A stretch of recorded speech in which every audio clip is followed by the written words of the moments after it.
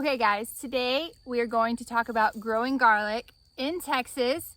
I will also have tips just in general for growing your garlic, but this is a start to finish garlic video. This is like, I have searched the internet so many different places for tips and like how-tos on growing it in Texas. And honestly, everything I found was like colder climates, like zones like 4 through 6, 7. We are zone 9A. Sometimes I would consider us zone 8B. Sorry, I'm outside and the ants are getting me. So what I'm gonna cover is everything we did from, like a dry clove, putting it in the ground, how we fertilized it, how we harvested it, and how we cured it. So let's jump into the video. All right, so the first thing you wanna do is you wanna have a good reputable source for your garlic cloves. You can reuse, if you're already growing it, good for you. You can reuse those cloves, but we do not have any. So I recommend going to Keen Garlic. I will link them below. I'm not affiliated or anything. We've just used them multiple years and I love them. I also want to note, this is our second year growing garlic. Our first year, I left it in the ground way too long. And I think that was because a lot of the things I found online where people weren't harvesting their garlic till the end of summer or like in July. And for us, that's way too late. Like it is May 15th, 2024, and we have already harvested and cured our garlic here. So I think that was something that I missed. Maybe you're more familiar with that if you're in Texas, but if not, May is what you're shooting for here. All right, so the first thing you wanna do is order from a reputable source. So they normally ship that to you around September. And what you're gonna wanna do is you're gonna wanna go ahead and put it in your fridge right away. In Texas, we don't get that cold, or we don't stay that cold very often.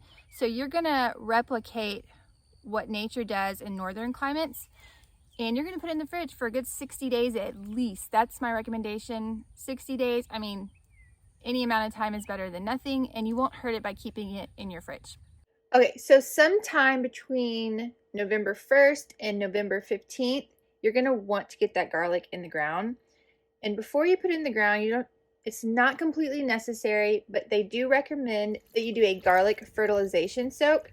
And what this entails is letting your garlic sit in a really high quality fertilizer. We like the organic fertilizer that Johnny Seeds has. You can probably find it somewhere else. It's one of the fish emulsion fertilizers that they offer. And something my husband created to make this easier is he took a 5-gallon bucket and he drilled a bunch of holes in it, kind of like a colander, and we'll soak it, and then we'll either pull them up out of that colander so the water or alcohol or fertilizer, whatever, comes out, or we'll dump it and strain it through.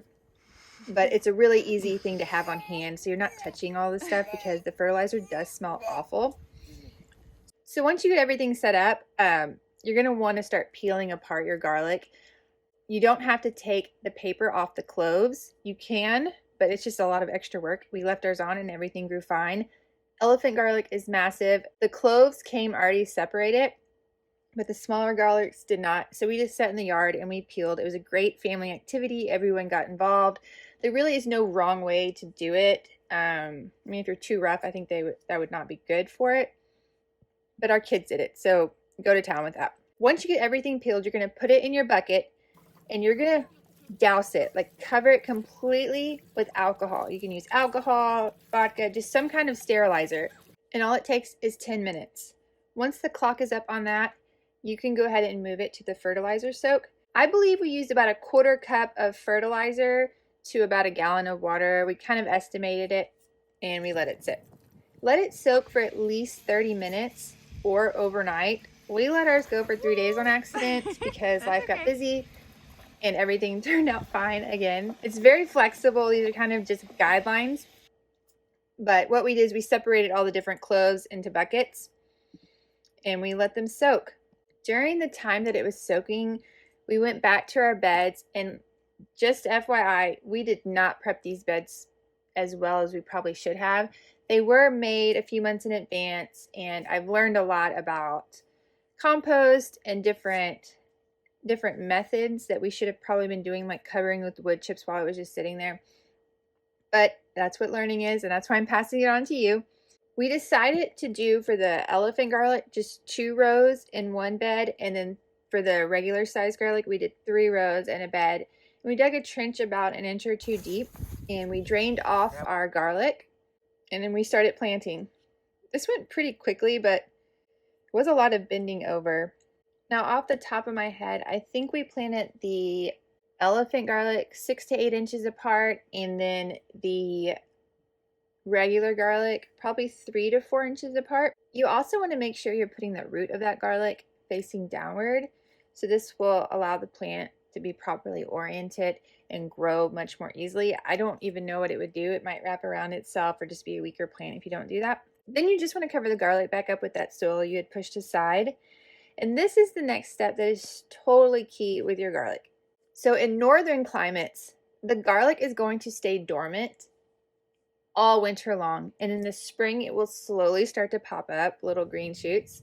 If you are in Texas, I maybe if you put like a foot or two of wood chips on top, that might happen.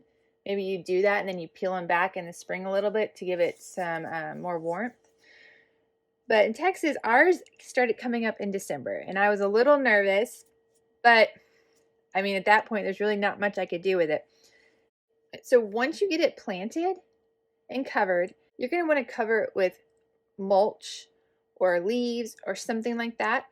And something that we discovered recently was that our local transfer station always had free wood chips. It's something people could drop off or pick up. So we would go, and I mean, we probably go 3 times a month and fill up our trailer with wood chips. And Hoffman and I will go, or he'll bring a kid with him. And it's a lot of work, but it's outside of the drive. It's free. And we have this huge pile, as you saw at the beginning of the video, behind me.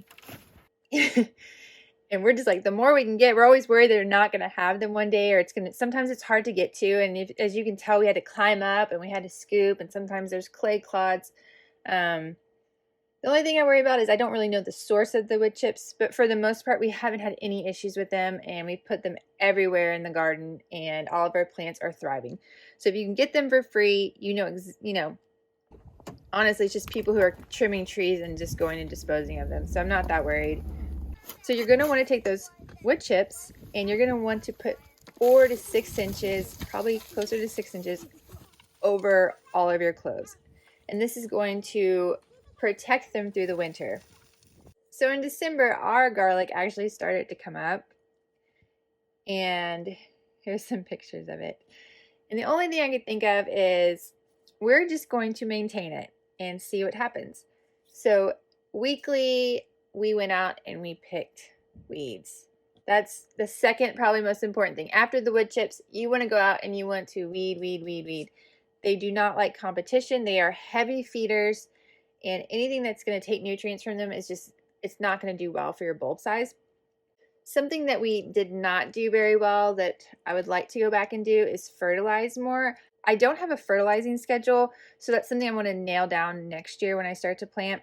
But the one thing we did do is we put wood ash. I don't know if I have a video on it, but we have a wood burning fireplace, and we went and sprinkled that out over the garden. I have no idea if that was good or bad, but that's just something we had read and we did it. But apparently it didn't hurt, because eventually this spring we did finally get our scapes coming up, and we immediately removed them when the regular sized garlic started to curl.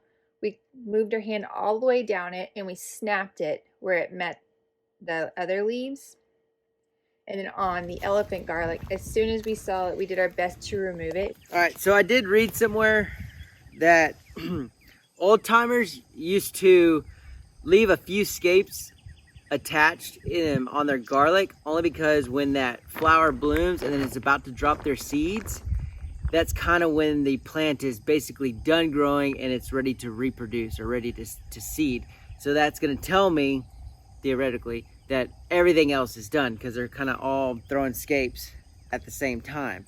So I'm going to leave 2 scapes attached, and then I'll kind of combine it with, once the plant leaves are brown, and kind of see, which telltale sign is going to tell us to harvest. But I want to see if that rings true, and if not, then I'll just go by the color of the leaves.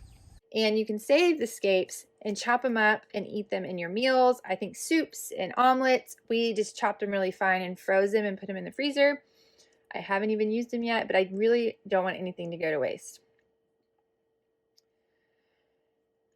Thankfully, I have a friend that is also growing garlic down here in Texas, and she had sent me a picture at the end of April saying, "Hey, I pulled up some of my garlic and look how good it looks." And it was so beautiful, and I'm so thankful. Thank you, Cheryl, for sending me that picture, because I don't think I had a clue that it was almost time to pull up our garlic. Again, like I said, everything I saw was June or July, and it was not on my radar. And as I started studying the leaves, I did notice they were showing signs of being ready to be pulled, but I have to give all the credit to Cheryl. So we decided it was time to pull some, All right, we're gonna try another one. Garlic out of the ground and, test it out. And this is definitely a trial and error, and I'm glad we planted a lot. That looks really nice. Look at that. That's pretty. It is. Now we're gonna try one of our elephant garlics. Its stalk is massive. Oh my. That's huge. All right. Is it? Oh! I cannot believe it. Huh? Oh my gosh. That's really pretty. Oh, what are those? Yeah. Seeds. Little baby ones. This one's freaking huge. Something really cool that we had watched on a Keen garlic video was how they clean their garlic. So you kind of, with vegetables like potatoes, you don't want to clean them right off right away because they won't store as long. Some stuff is really soft, like strawberries. You don't want to scrub them super hard. Well, garlic, you don't want to damage the bulb, so you don't really scrub them. What you do is you take that bottom leaf and you peel it down. All right, so we're going to get the rest of the garlic up and show you how we peeled it all and where we're storing it. We have a shipping container on our property. It's not insulated, it's nothing. We've kind of used it for multiple things. We've brooded chickens in it, then we had to clean it all out. Then we built shelves in it for more storage. It's just kind of been something we're trying to figure out, what do we need and how do we get it? So now that it's clean and it's got the shelving, we are going to cure our garlic in the shipping container. And things that you're going to need for that, for curing, is you want it to not be hot or in the sun, and you want to keep the air circulating, and you want to control the humidity. All of these things are nearly impossible no matter where you live. No one has the perfect ideal environment. So for us, we keep a fan going at all times over the garlic, and we're just going to lightly stack them. You don't want them to be too deep, because then the ones underneath won't breathe and dry correctly, and you'll start having mold problems. But as long as you stack them like this, ours totally did fine. We did decide to leave the entire stem on it. I had seen some pretty pictures where we're gonna kind of thread them together with some twine and label them and maybe sell them at our market days, or I can just cut them and put them in a bowl. But I'm really excited to get these on the shelf or in the fridge or in the pantry, or cook with them and hopefully share some with our neighbors. Let me know if you have any questions or tips or something that I did that I should have done differently.